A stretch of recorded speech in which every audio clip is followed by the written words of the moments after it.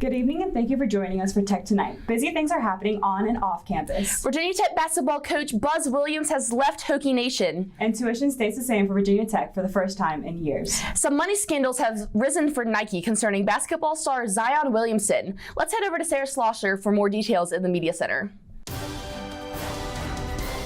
It really seems like Nike cannot get out of the spotlight lately, but it's not for good things this time.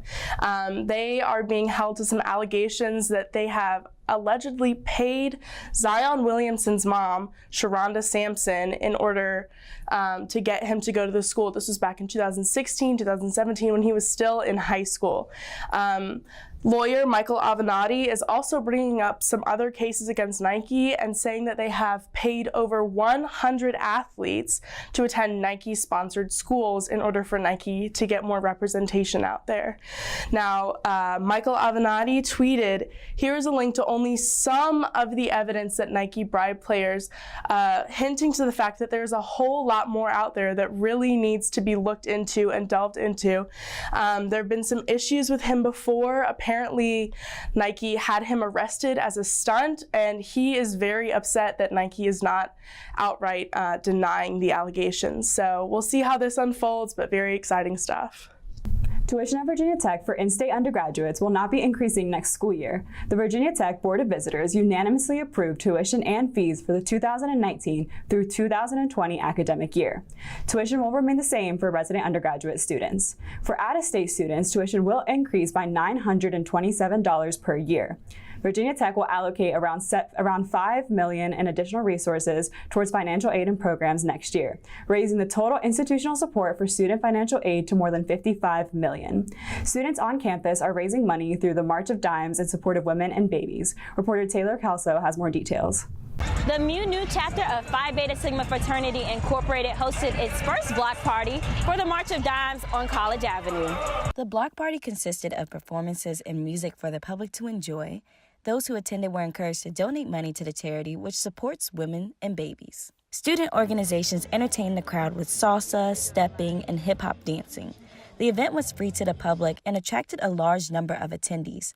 The fraternity says they hope this encourages people to come out annually. Student Janae Seaborn says the event showcases how the Black community can come together. I feel like it's a great turnout. I think they were really smart about having it during Gateway Weekend. That way they can showcase our community and how we actually come together and support one another and just have a good time. I think it excelled it actually because I don't think they expected it to be so many people. Not only is it only the Black community out here, but we have a lot of our allies out here as well.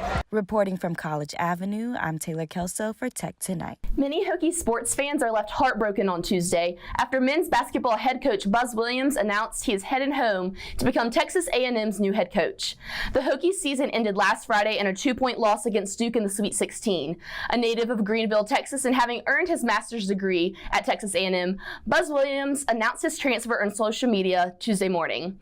Williams has been the Virginia Tech head coach for the last 5 seasons, leading the Hokies to 3 NCAA tournament appearances. Now, Radford native and Wofford coach Mike Young has been announced the new head coach of the basketball program. Turning to events now happening on campus, Virginia Tech has hosted its annual powwow this weekend with one of the greatest turnouts thus far. Reporter Lexi Clatterbuck has more details. I'm at Native at Virginia Tech's 3rd annual Spring Powwow event that invites family and friends to learn and participate in Native American cultures. Saturday, April 6th, Native at Virginia Tech, a campus organization dedicated to raising awareness for Native Americans, hosted a celebration of Native American culture. The powwow had several tables and tents with vendors selling t-shirts, jewelry, and paintings. I spoke with Jonathan Feathers of the Cherokee tribe, who shared more about his culture. Jonathan introduced us to his culture by playing a tune, showing us his table filled with paintings, and dismissing the myth that Native Americans invented scalping. He also explained the role that the culture plays in his everyday life and referenced Pocahontas as one of his main influences. Reporting from the Graduate Life Center, I'm Lexi Clatterbuck for Tech Tonight. 21-year-old student at the University of South Carolina called an Uber around 2 in the morning after being separated from her roommates at a bar. After 14 hours of looking for student Samantha Josephson, turkey hunters found her body 90 minutes from Columbia, South Carolina. Police believe that she mistakenly got into a particular car thinking it was her Uber ride. Nathaniel Rowland has been arrested on charges of murder and kidnapping in connection with Samantha Josephson's death and is currently being held in jail in Columbia. Rowland also faces 2 misdemeanor charges and possession of marijuana. Police have also questioned a female acquaintance of Rowland who was in the vehicle at the time of his arrest. A bill has now been introduced in the South Carolina legislature that would require Uber and Lyft drivers to display an illuminated sign on their vehicle window. Virginia Tech's Environmental Coalition held its first annual Big Plant Day on Saturday, March 30th. Inspired by the big event, coordinator Abraham Muhammad and the team gathered hundreds of volunteers and planted nearly 6,000 trees across Blacksburg. Preventing erosion at the Strubbles Creek area in Blacksburg was the main focus for many volunteers.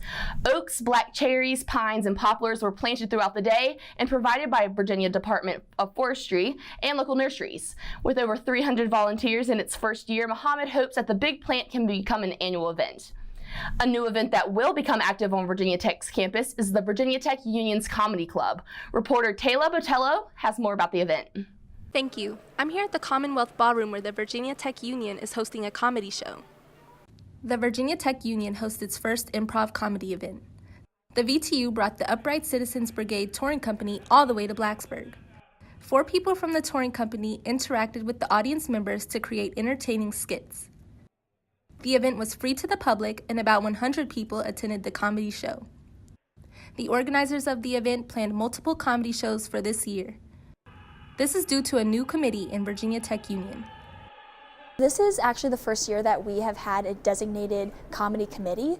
So this is the first time that we've brought a comedy group to Virginia Tech.